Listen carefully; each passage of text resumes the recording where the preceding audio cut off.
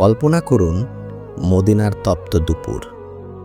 রমজান মাসে রোজা রেখে ক্লান্ত সাহাবীরা নবীজি সাল্লাল্লাহু আলাইহি ওয়াসাল্লামের চারপাশে বসে আছেন। সবার মুখে আল্লাহর জিকির আর হৃদয়ে জান্নাতের প্রতীক্ষা। এমন সময় এক বৃদ্ধা নারী হাতে একটি বাটি নিয়ে নবীজির দরবারে হাজির হলেন। বাটি ভর্তি ছিল তাজা সবুজ আঙ্গুর। পরম মমতায় বৃদ্ধা বললেন, হে আল্লাহর রাসূল, এই আঙ্গুরগুলো আমি আপনার জন্য উপহার হিসেবে এনেছি, দয়া করে এগুলো গ্রহণ করুন। নবীজি সাল্লাল্লাহু আলাইহি ওয়াসাল্লাম মুচকি হাসলেন। তিনি বাটি থেকে একটি আঙ্গুর নিলেন এবং মুখে দিলেন।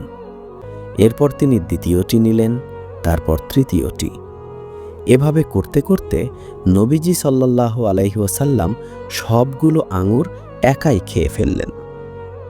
উপস্থিত সাহাবীরা অবাক হয়ে একে অপরের দিকে তাকাতে লাগলেন, কারণ নবীজির অভ্যাস ছিল যে কোনো খাবার সামনে আসলে তিনি সাহাবীদের নিয়ে ভাগ করে খেতেন, কিন্তু আজ তিনি কাউকে একটি আঙ্গুরও দিলেন না। বৃদ্ধা নারীটি অত্যন্ত খুশি হয়ে বিদায় নিলেন। তিনি চলে যাওয়ার পর সাহাবীরা আর থাকতে না পেরে জিজ্ঞেস করলেন, ইয়া রাসূলাল্লাহ, আজ এমন কি হলো যে আপনি আমাদের না দিয়ে সবটুকু আঙ্গুর একাই খেয়ে ফেললেন? আমরা কি কোনো ভুল করেছি? নবীজি সাল্লাল্লাহু আলাইহি ওয়াসাল্লাম কিছুক্ষণ চুপ থাকলেন। তারপর তার চোখের কোণে এক ফোঁটা পানি দেখা দিল। তিনি অত্যন্ত করুণ স্বরে বললেন, হে আমার সাহাবীরা, আঙ্গুরগুলো ছিল অত্যন্ত টক। আমি যখন প্রথম আঙ্গুরটি মুখে দিলাম তখনই বুঝলাম এর স্বাদ ভালো নয়।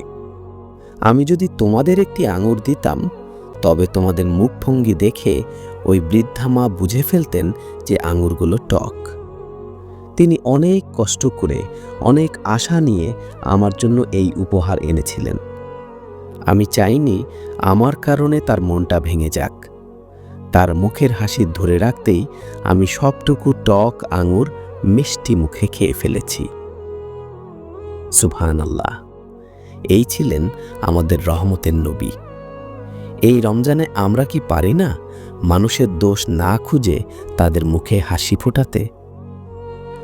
আমাদের আচরণের মাধ্যমে ইসলামের সৌন্দর্য ফুটিয়ে তুলতে। হে আল্লাহ, আমাদের সবাইকে নবীজির মতো সুন্দর চরিত্রের অধিকারী হওয়ার তৌফিক দান করুন। আমিন।